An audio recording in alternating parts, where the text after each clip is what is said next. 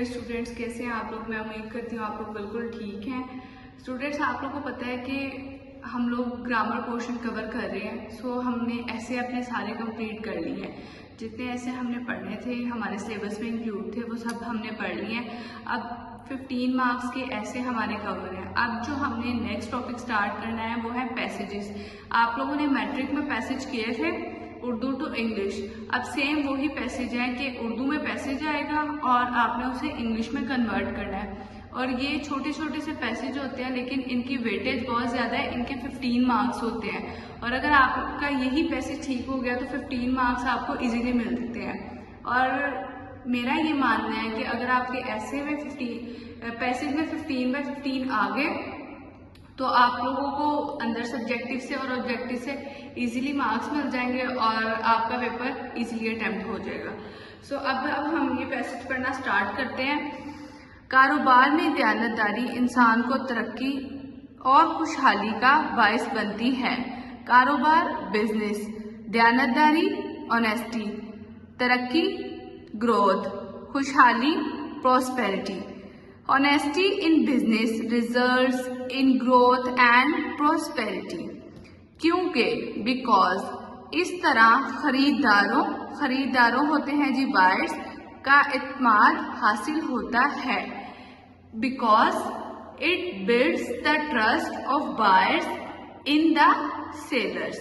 अब आप यहाँ पे कहेंगे वहाँ पे तो सेलर्स की कोई उर्दू ही नहीं बताएगी, तो आपने यहाँ पे सेलर्स क्यों लिखा।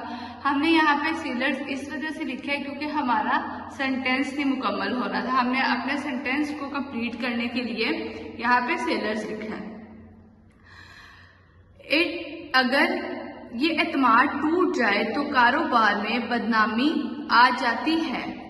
एतमाद ट्रस्ट, टूट ब्रेक, कारोबार बिजनेस, बदनामी प्रेश।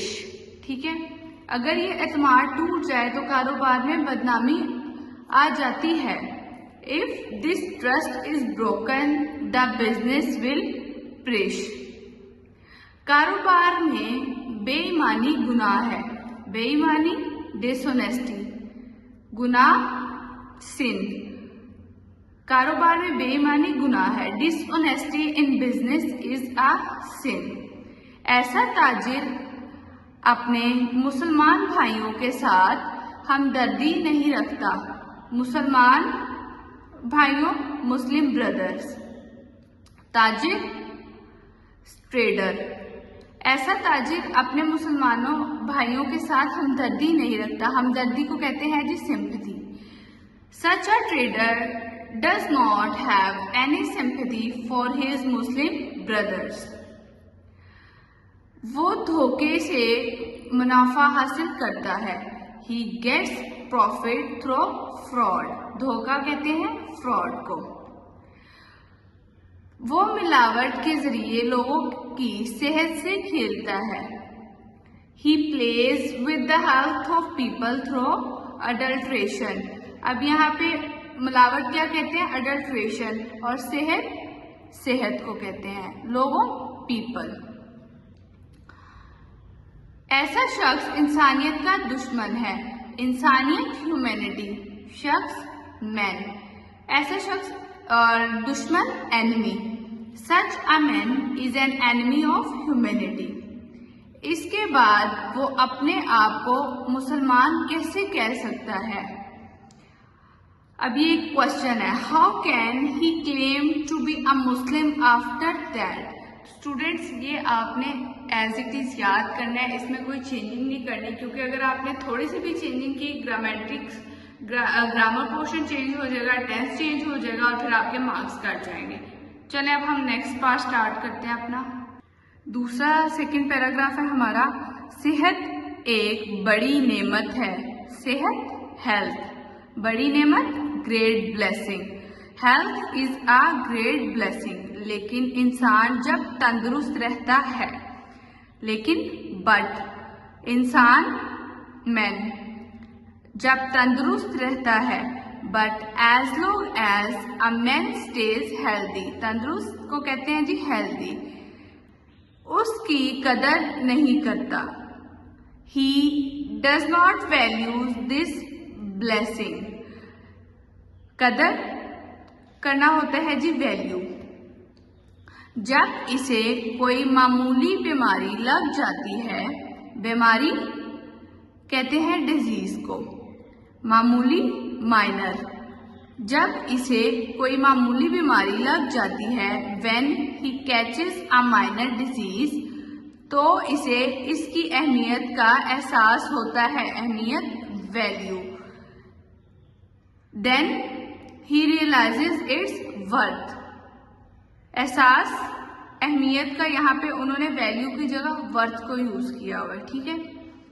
अगर जिस्म के किसी हिस्से में दर्द हो, अगर इफ जिस्म के किसी हिस्से पार्ट ऑफ बॉडी, दर्द pain, if there is pain in any part of the body, तो पूरा जिस्म इसका असर महसूस करता है।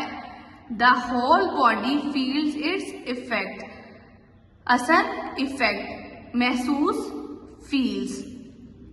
अगर इंसान सेहतमंद हो तो वो खाने पीने, अगर इंसान इफ मैन या इफ हेल्थ सफर्स, खाने पीने, चलने फिरने और काम करने में लुत्फ महसूस करता है। If a man is healthy, अगर इंसान सेहतमंद हो तो वो खाने पीने, ही इंजॉयज ईटिंग, चलने फिरने, वॉकिंग और काम करने, वर्किंग, और यहाँ पे पीने की है जी इंग्लिश ड्रिंकिंग। काम करने वर्किंग में लुत्फ महसूस करता है। अब यहाँ पे लुत्फ का मतलब है जी enjoy, he enjoys eating, drinking, walking and working. अगर सेहत खराब हो जाए, इफ हेल्थ सफर्स, खराब हो जाना, सफर्स, तो हर चीज बेमजा हो जाती है। Everything becomes tasteless. अब यहाँ पे बेमजा की इंग्लिश है जी टेस्टलेस। जब लोग अक्सर बीमार रहते हैं, जब लोग अक्सर बीमार रहते हैं, इनकी जिंदगी इनके लिए और इनके रिश्तेदारों के लिए परेशानकुन बन जाती है। The lives of the people who are often ill became troublesome for themselves and also for their relatives. Relatives कहते हैं जी रिश्तेदार। परेशान troublesome। उसके बाद बीमार, बीमार की इंग्लिश है जी, यहाँ पे हमने इंग्लिश बीमार की नहीं यूज की हुई, हमने इसको यूज किया हुआ है इल, बीमार के तौर पे, ठीक है। The lives of the people who are often ill became troublesome for themselves and also for their relatives. जो लोग बीमार हो जाते हैं, उनकी जिंदगी उनके लिए और उनके रिश्तेदारों के लिए बहुत ज्यादा परेशानकुन बन जाती है।